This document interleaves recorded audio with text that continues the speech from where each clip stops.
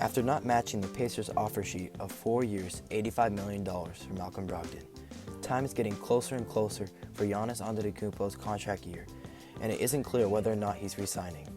Luckily, the Bucks are having a record season, better than the previous season, and that's thanks to the outstanding play from Giannis, Chris Middleton, and the entire Bucks team under Mike Budenholzer. Though there's no denying that the Bucks organization is tad concerned with what Giannis will do, and winning the title for the season resumption will be a crucial factor of his decision. What if they don't win? I'll be talking about all the possibilities. Hey everyone, welcome to another video of DC NBA Junkie, where I'll be discussing NBA related content, basically every single day. I'm continuing a series called NBA Team Futures, where each day I'll be deep diving into a different NBA team and talking about my stance on each team moving forward from the NBA hiatus. If that sounds interesting, then feel free to tune in on some fresh NBA content. But before I begin, feel free to leave a like on the video, subscribe, and comment below how you feel about the Milwaukee Bucks organization moving forward. Let's get to it. Now, without further ado, let's take a look into the future of the Milwaukee Bucks.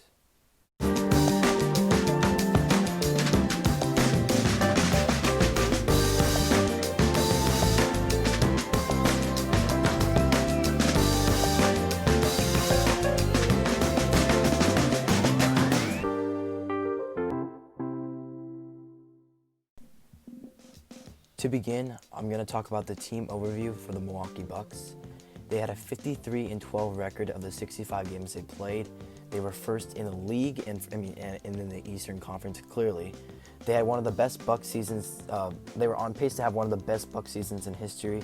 Their best season as a team was the 66-16 season they had with Kareem. At the time, Kareem Abdul-Jabbar, who might have been Lou Alcindor at the time, and they won a title that year. And that's actually the last time they won the title in 1974, or at least their last finals appearance. But just talking about the team in general, they had an 11.3 plus or minus, so they were beating teams by an average of 11 points, which was 4 above the entire league, the next being the Lakers and then the Clippers, but that's just remarkable. I don't know how that ranks up all time, but it's got to be up there. But in terms of the team, the team against the entire league, they were first in points, first in rebounds, second in field goal percentage, and I think they were first in field goals made, and then third in blocks. So they easily play well outside and inside on the offensive and defensive end, with both a really outstanding and starting core and a solid bench unit. And just another thing to add in is that Giannis has just been unstoppable, playing even better than his MVP season last year, and I'll get into his statistics a little bit later.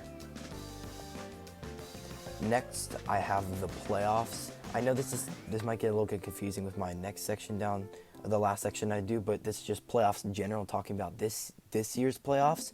It's a big opportunity for them to win, because it's not only, it just kind of, it adds to their team success, of course, so they can win their second title, which would honestly be amazing for the team, but it's a big part of trying to keep Giannis is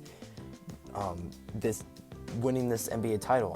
They lost last year to the Raptors in 6 games, and the biggest reason that they did was that the Raptors game planned them really well, better than any other team that they faced in the playoffs, and it was boxing in Giannis and preventing him from getting in anywhere further from maybe the top of the paint or anywhere, just kind of stopping him when he gets to the paint and forcing him to kick out to shooters or anyone else. And basically the idea was that they wanted the other players to beat them and not Giannis. And that's why after being down 2-0, they were able to come back and win in 6 games and beat the Milwaukee Bucks in the Eastern Conference Finals, of course. And the thing is that they're having a better season than the Milwaukee Bucks are. But convincing Giannis to re-sign is a big part of their future. And in order to do so, it requires playoff success. Giannis isn't going to re-sign with a team that he has uncertainty whether or not they'll win in the coming years. He'll just become another Karl Anthony Towns, for instance, a guy who's just been playing with the Timberwolves and not winning, but more notoriously, Anthony Davis. Before he was on the Lakers, he played with the Pelicans for about 7 years, and throughout his time with the Pelicans, they barely had seen any playoff success. I believe I don't know if they even won a series, but They might have. I can't even confirm that, but I know that they just didn't have a lot of playoff success, and that's why it convinced them to want out. So Giannis could potentially want out if he doesn't feel things are going the way that he wants to. So playoff success, especially this year, trying to win the title, is going to be really important for them, especially moving forward for the team. And then next, this was pretty expected, Giannis Antetokounmpo. He's eligible for his Supermax this offseason, which would be worth 5 years and around $254 million, which is the largest contract that he ever signed in history. And he deserves it. I mean, he's had an outstanding season.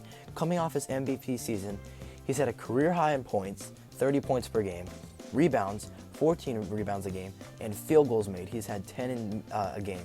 And he has the best defensive rating in the league. So he prevents the league. He's basically the best, per 100 possessions, he only allows 96 points, which is the best in the league on average. And in defensive win shares, he's also first in 4.8. So he's basically the leader. He's a front runner in the MVP race right now, in my opinion. And he's also basically the front runner in the Defensive Player of the Year. I mean, Anthony Davis is up there as well, but I think Giannis has it right now. And so the overall consensus on Giannis Antetokounmpo is he's a remarkable player. But the biggest doubts are for the team, and it is whether or not he's going to re-sign with them.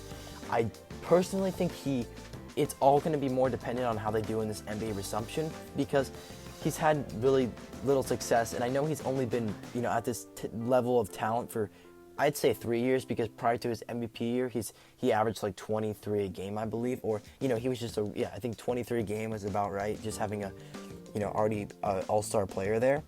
And moving forward, the Milwaukee Bucks are going to have to. They're going to want to have Giannis. It's clear he's the best player in the league, and arguably the best player in the league. And moving forward, he'll be one of the best players in the league for a long time.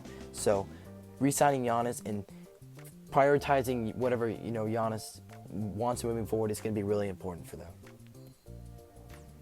Next, I'm going to go into free agency view, and that is what I do for every team. I talk about my view on every NBA team's free agency perspective.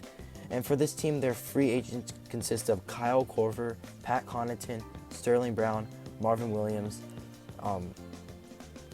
Robin Lopez, Ersan Ilyasova, and as well as Wesley Matthews. And for this team, those aren't the most essential. And Ersan Ilyasova is a player option, so it's non-guaranteed. Basically, that's why he's in this for this free agency for the free agents.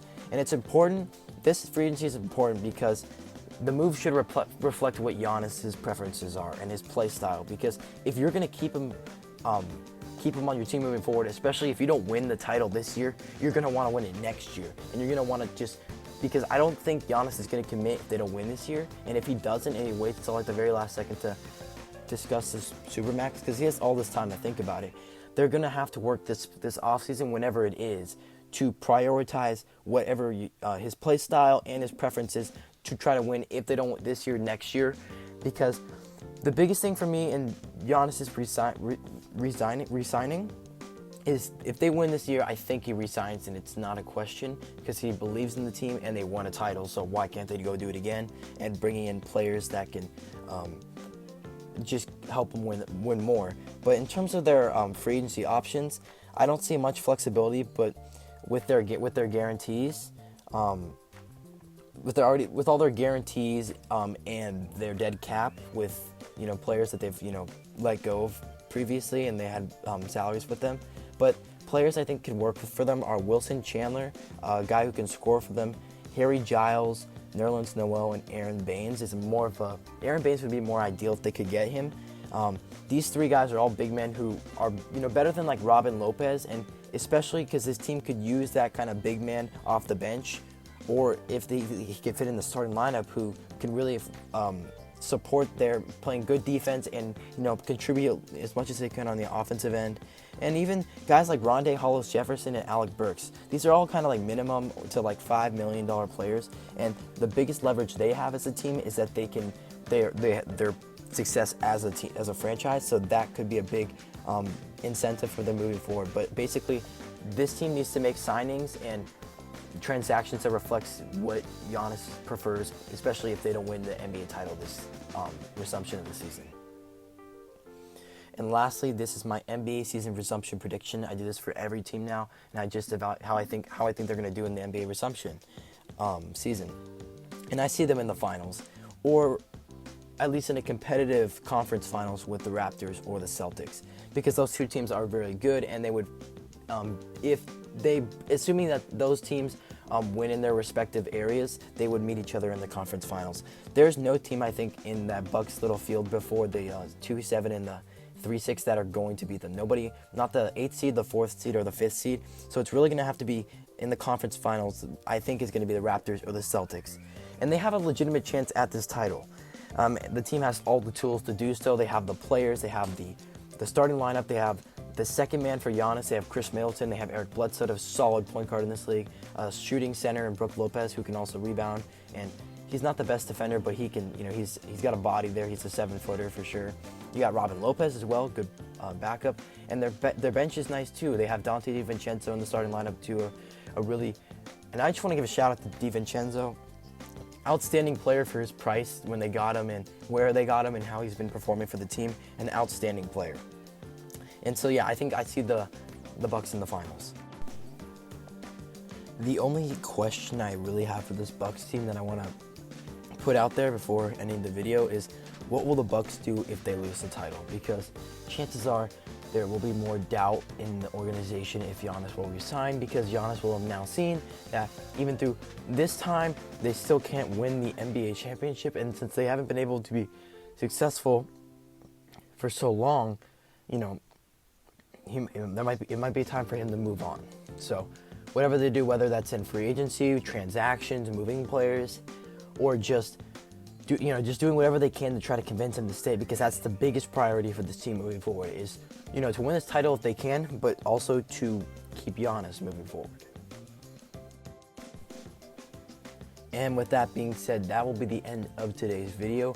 If you enjoyed, feel free to subscribe, leave a like, and comment down below, like I said before, how you feel about the future of the Milwaukee Bucks moving forward, because I think it's a very bright one. If Giannis stays, Giannis is that's the biggest decision for probably the next 5 years at least, in terms of where, if he doesn't sign that Supermax right now, and he decides later on if he's going to sign that, or if he decides, he's going to be in the free agent market for 2021. So let me know how you think about that. And with that, like I said before, thank you for watching, and have a great day.